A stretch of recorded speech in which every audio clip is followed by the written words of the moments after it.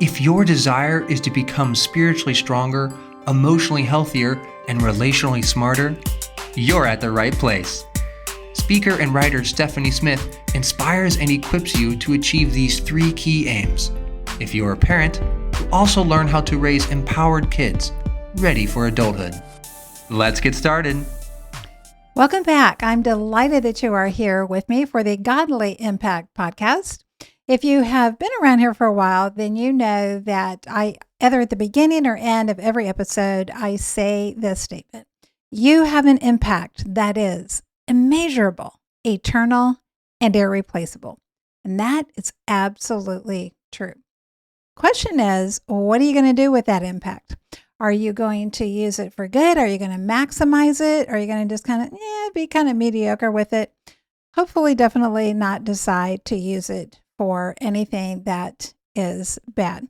Well, we have been in a series called You're in the People Business, and today is the final episode in this series. Because no matter what you're doing, you're in the people business. If you're a parent, you are definitely in the people business. If you're running a small business, if you're an administrator of a school, if you are a Sunday school teacher, if you're a pastor of a church, if you are running your own company, or you're part of a mega company, you're in the people business. And if you are going to thrive, not just in terms of those relationships that are very close to you. So if you're in management, it's not just about your direct reports, it's also about your customers. And this applies in every kind of relationship, because if you want to survive, well, there's some things you can just get by with. But if you want to thrive, there are 6 essential elements that you need. Just like there are 6 essential elements that we have to have in order to continue to stay alive here on this earth. So a very quick recap. The first one, the oxygen of all relationships, is empathy. Now, that is not just a feeling of compassion or kindness for someone when they're going through a difficult time. Empathy is so much more than that. It is being with someone. It's we're in this together, not just during the hard times, but as a way of practice, as a way of life, as a way of operations. And then what we looked at was the element of sulfur, the need to have a way to repair when tears happen, because they just will. And then we talked about expectations and the importance of getting to expectations. Those are the base layer of the communication pyramid, and very seldom do we get to the level of expectations in our communications, especially when there's a conflict. But when we do, that makes all the difference. You see, because our expectations reveal what we truly believe about our rights and our responsibilities, and about other people's rights and responsibilities. And then we talked about the hydrogen of relationships, and that's curiosity. And when we combine curiosity with empathy, which is, we have to do that, and that's why we start with empathy. Then when we work our way down and we combine that with curiosity, we get something entirely new. Just like when we take oxygen and we combine it with hydrogen, we get an entirely new compound called water. But unfortunately, hydrogen, the curiosity to be able to seek to know and to understand someone else, can also be misused. So we want to make certain that we are using that first and foremost to know ourselves, because sometimes we're pretty focused on not really knowing ourselves. So the importance of remaining curious from a position of humility. And then in last week, what we talked about was the nitrogen of a relationship, and that is identity. And really try to focus on how identity is formed, but pointing out that we can never really shape our identity totally separate from everybody else. Identity is only shaped within the context of a larger group. We can't really answer, who am I, unless we can also answer, who are we? We are designed to be in connection with other people. And when we try to live as if that's not true, well, that just does not go well. Sometimes we hit the impact of that, the effect of that pretty quickly, and other times the effect of that might not show up for years or decades, but eventually it does show up. So in this last episode in this series, what's the other chemical element that is necessary for life on Earth? Well, here you go. It's carbon. That's right, carbon. It's the chemical backbone or the spine of all known life on Earth. Let that sink in. Carbon is the chemical backbone or the spine of all known life on Earth, not just people, but all known life. It is the fourth most abundant element in the universe, and it's the second most abundant in your body if you are measuring that in terms of mass. Another interesting fact about carbon is that more than all the other elements, it combines to form more compounds than all of the other elements combined. That's right. Carbon is an essential part of our world. Now, perhaps you recall, maybe you recall this from your school days, or you are in an industry where you're like, okay, no, I deal with this on a day-to-day basis. And that's something called the carbon cycle. And that is when we take the carbon dioxide that's in the atmosphere and it's converted by photosynthesis into carbohydrates by plants. And then plants get eaten by people and animals. And then it goes through this process of oxidation and metabolism. And what gets produced? Carbon dioxide. Where does that carbon dioxide go? It goes back into the atmosphere. And so this cycle is one of the most important cycles in all of the biological systems and processes that we have on Earth. Now, carbon is very unique in many ways, but one is which you can take carbon and it can become a diamond. I mean, that's what a diamond is. If you have a diamond in a wedding band or maybe a necklace or maybe it's a bracelet that belonged to your great-grandmother, whether it's a teeny tiny diamond or it's a very large one, you know what you're looking at? You're looking at carbon. That's it. If you pick up a pencil and you look at the lead in that pencil, guess what you're looking at? Well, you're looking at something that has a lot of carbon in it. So what makes the difference between the carbon that shows up as a diamond in an expensive piece of jewelry and the carbon that shows up as pencil lead? It's how that carbon is connected at the molecular level and the pressure that it undergoes. And I think that's fascinating. And I want to tie back to, last week what I tried to emphasize was that identities don't get shaped in isolation. And the need to be able to create within your family, your organization, a sense of branding. Like, who are we? Like, specifically, who are we? Well, that's incredibly important because it means that we own our interdependence. We are connected to other individuals, to other people groups. And in the same way, what gives a diamond its tremendous strength is how it is connected at the molecular level. It's how it is bonded.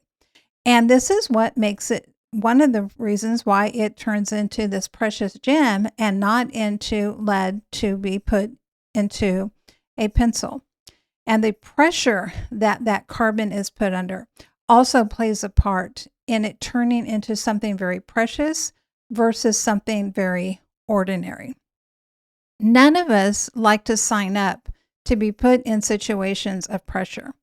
And I'm not advocating that we ever artificially force ourselves into positions of pressure. But if you live life very long, you will find you don't have to go looking for pressure. It will find you.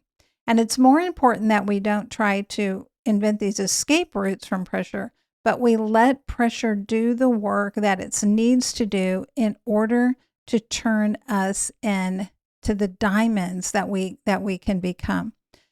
So what does this mean in terms of how does this connect to, okay, what does that mean in terms of human relationships? I mean, okay, there's carbon, I get that, but this is an analogy, Stephanie. What are you really trying to tell me? What I'm trying to tell you is I believe that the carbon of human relationships is purpose. It's purpose. its meaning, its significance. It's answering the question, why am I here? Why are we here? Why does this exist? Why does this company exist? This department? Why my family? What is the meaning to my life? Purpose by default will decay. We use carbon to measure how alive or dead something is. We also can use purpose in the same way. When we look at people that don't have a purpose, even though they might still be breathing, we kind of look at them and go, yeah, they're not really fully alive. Well, also, when we look at people that do have a purpose, then oftentimes those are the people that we are drawn to because we recognize now that person is really alive. Same thing that happens at the individual level also happens at the macro level and in terms of businesses. You take a business that has lost or never had its purpose to begin with, and eventually that purpose is not going to succeed either at all or to the degree that it had the potential to succeed. I think that people need purpose on two levels. One is we need to have purpose when it relates to that big question, the big meaning. What is the purpose of life? Why are any of us here? What's all of this about? We need to have that question answered for us. But that's not the only question that we need answered. We need something that is more specific to us as individuals. Now, as a Christian, as a person of faith, my purpose ultimately, which is the same purpose that God desires for every human being to have, and that is to know Him, to love Him. Jesus summed it up in two great commandments: to love the Lord your God with all your heart, soul, mind, and strength. And then what's the second? To love your neighbor as yourself. That's connection. That's interdependence. So we have this total dependence on God. And then we have out of that then comes this interconnectedness that we have with other people. And have you noticed that people can tend to put a lot of pressure on us? Okay. Well, we have a choice. We can keep trying to run away from pressure, or we can step into and embrace the healthy pressures that occur in life. Now, I'm not talking about remaining in unhealthy situations where there is pressure that is not going to form us into diamonds. It's going to crush us into smithereens. There is a difference with that. But there is an appropriate amount of pressure that comes because of our interconnectedness with other people that does produces diamond traits, diamond character, diamond level outcomes. So that's true for us, all of us on a big picture level, but we also need to be able to have purpose that's specific to us. And this is where we each have our own unique opportunities and abilities and gifts, and there's beauty in that. And we're able to appreciate and to recognize the use and the development of other people's gifts. As a speaker and as a writer, I have to define, and this is not something that I just woke up one day and all of a sudden it just popped into my head. There was a long process of sorting through a lot of different objectives to say, what's my purpose going to be as a speaker and as a writer? Because I've had the great fortune in life to be involved in a variety of different things. I've been a learner my entire life. And as I've had the opportunity to learn in different areas and to build bodies of knowledge and experience in different areas, then one of my challenges has been, okay, what am I going to cut? What am I going to leave on the cutting room floor? And what am I going to focus on? And how do I tie these things together in a way that makes sense in my mind, that create this purpose? And so for me, that is, I want to help build generations who are spiritually strong, emotionally healthy, and relationally smart. Now, as a person of faith, sometimes we kind of stop with that first one, and we kind of think that, well, if a person has all the right beliefs, if they have the right spiritual beliefs, that emotional health and relational wisdom will just kind of happen by default. And I can just tell you, absolutely not the case. Now, I do believe that true emotional health and relational wisdom is always rooted in truth that God has given us. But it doesn't just happen by default. You know, the book of Proverbs, I think, can basically kind of be summed up in 2 words: get smart. I mean, over and over throughout that book, we read to pursue knowledge and wisdom and understanding, to seek for it, to desire it, to go after it even more than great riches and wealth, because that is where the essence of life is found. There's nothing passive about becoming smart, about becoming emotionally healthy. It requires action on our part. And so, as for me, being able to say, okay, this is my purpose. So I'm not going to write books on how to raise amazing goats. 1, because I don't know the first thing about raising goats.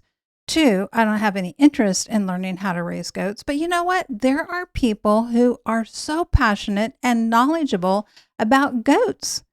And that's the joy and the love that they bring into the world. And that allows me to walk into a store and to go, oh, look at this really incredible goat soap. Oh man, that looks like that would be just very luxurious, right? So all of us have these individual purposes that we need. And when you are dealing with other people, whether you are raising kids, you are running a company, or working in an organization, you have to have purpose at these 2 levels. 1 is, what's the purpose of your organization? What's the purpose of your family? How are you going to answer that big question? What's the purpose of your school? What's the purpose of your church? And companies that are successful and organizations that are successful, they spend a lot of time and often a lot of money getting really, really clear about their purpose. I think Simon Sinek's book, Start With Why, resonated and became such a bestseller because it was really speaking about purpose. And as a culture, we have almost become afraid of saying that there should even be purpose, because we recognize that if my purpose as a Christian is to follow those 2 great commandments, to love God with all my heart, soul, mind, and strength, and then to love my neighbor as myself, then what do I say to the people who don't share my faith? Where are they going to find this purpose? And as we have become so ostracized from one another, and we have become rather paranoid, not just sensitive, not just appropriately sensitive, but paranoid of ever being able to say anything about purpose, we've actually stripped away from people something that they desperately need. And that is to be able to answer the big questions of why is anybody here? Not just why am I here, but why is anybody here? What's the meaning of life? What's the purpose for life? And then we need to be able to bring that down to these more individual levels. It's not enough to just answer the big questions. We have to also be able to bring it down to us as individuals, to our individual family, to us as individual people. And sometimes this is where things kind of fall apart, because we can rely on the big vision. Oh, well, our company, this is our big goal. This is our big aim. This is the reason why we exist. That can happen for a school or for a church. That can also happen in terms of our lives, only looking at the big picture in terms of matters of faith. But we also need to bring this down to, okay, but what does that mean for me? What does that mean for my family? How am I going to help my child to not just answer those big questions, but then to see how their individual life fits in to those big questions? So we need to do both. We need to address purpose both from this big picture category, but we also need to be able to address it from as individuals. The problem is that life makes it easy to not do this. You can live all of your life and never really have to answer these questions.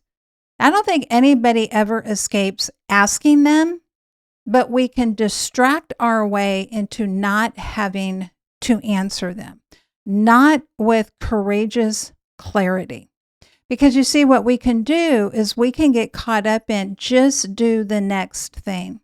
And this is true whether we have answered the big purpose questions about the meaning of life or not. So the people of faith aren't exempt from this process.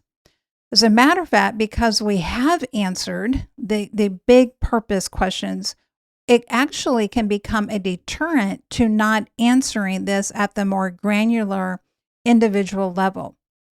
Because we can just get so focused on from the time that we're young, let's just do the next thing. Okay. Or if we're a parent, for example, let's just get our kid to the next step. Okay. Let's just get them potty trained. Okay. Let's just now get them to learn to read. Now let's get them to learn to do math. Let's now get them through this next step. And then we're going to get through school and then through grade school. Now we're going to get through middle school. Now we're going to graduate high school. Then there's going to be college or trade school. Okay, then there's going to be, and it just continues to be the next thing and the next thing and the next thing. So maybe it's to find a life partner. It's to buy the house, to settle down, to start the business, to make the money, to establish a retirement account, to get the cars, to get this, to do whatever. And it just becomes the next thing. Okay, now we're going to have kids. Now we're going to raise kids. And so now we're going to get them to this point. And this cycle can just repeat itself over and over and over again. But how many times does a person get to a certain point in their life?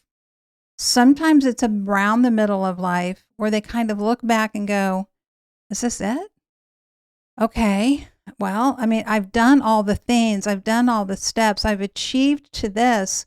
Why do I still feel like there's something missing?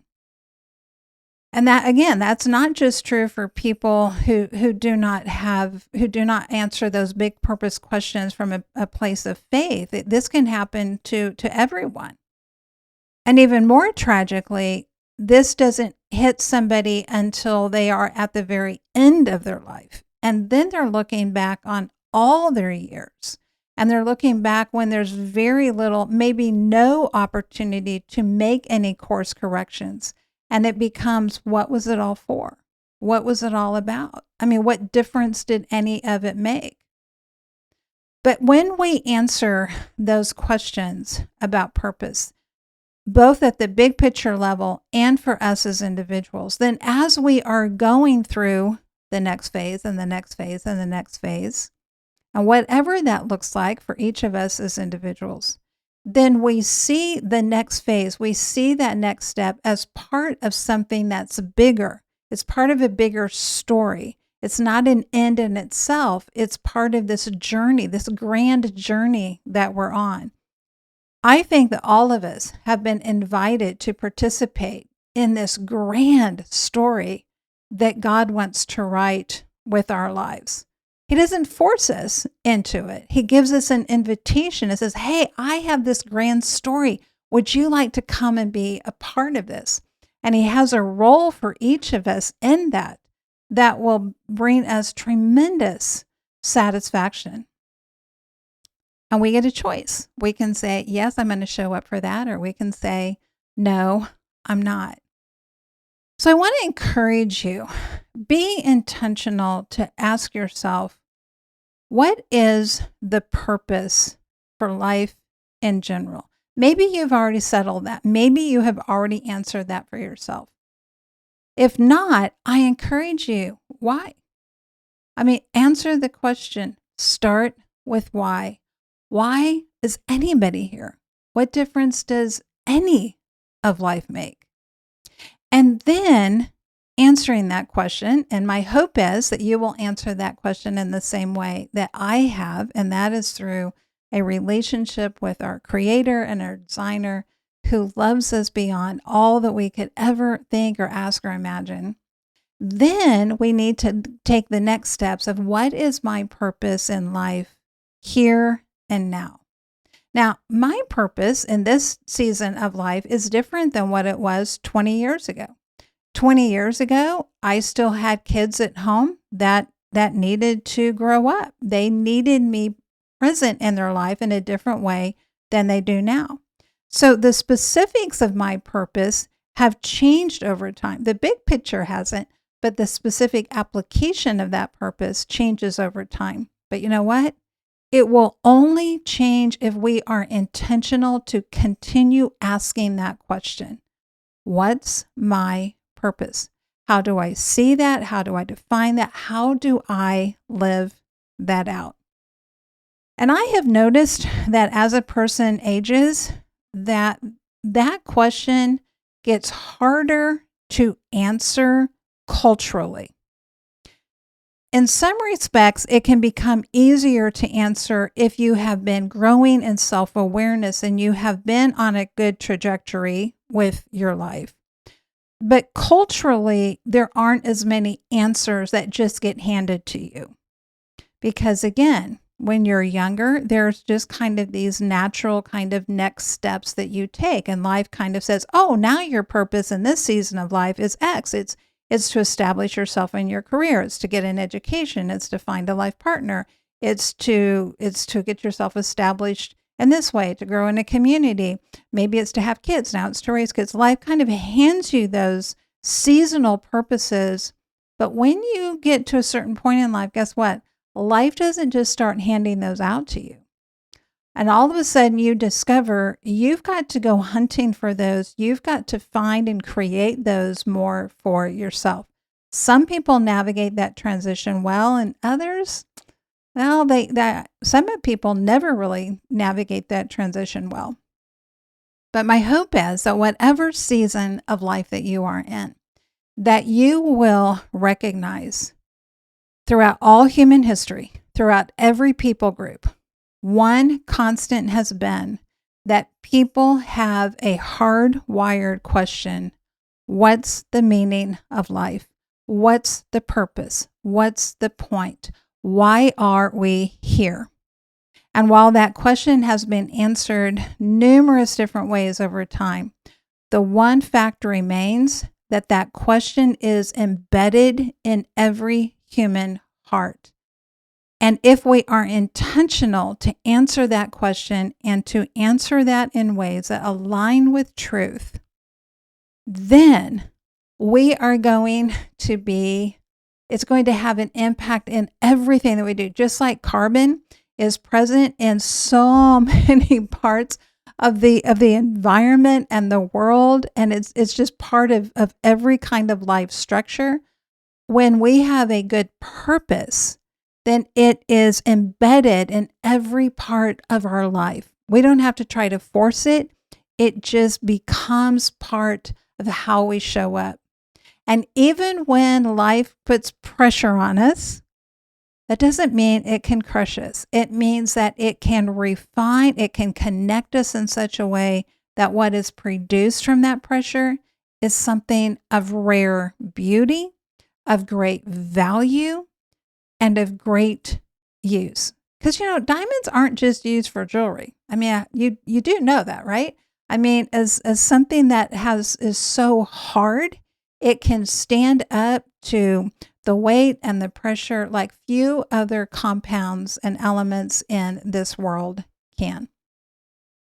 So, my friend, this is going to wrap up our series here. You're in the people business. And if you haven't had a chance yet to go back and listen to those other episodes, I encourage you to do that. And don't just kind of listen in the background, but really stop and think about how can you apply this in your life, in your home, in your family, in your business, in your organization. Because these 6 essential elements aren't just about life on earth. They are about a life, your one precious, wild life, your immeasurable, eternal, and irreplaceable impact. And what you're going to do with these 6 things will make all the difference in what you're going to do with that incredible impact that you have. All right, my friend, that's going to wrap us up for today. Hey, leave a rating and review. You can also go to the website, stephaniepresents.com, sign up for the newsletter there. And above all, remember this. You have an impact that is immeasurable, eternal, and irreplaceable. And I hope that you will use it for godly impact, because you can be spiritually strong, emotionally healthy, and relationally smart, and pass that down and influence generations. Bye for now. Thank you for listening. Visit the website stephaniepresents.com to join the mission of building spiritually strong, emotionally healthy, and relationally smart women and families. You can also book Stephanie to speak at your event and check out additional resources. Together, we can invite and equip generations to engage fully in God's grand story.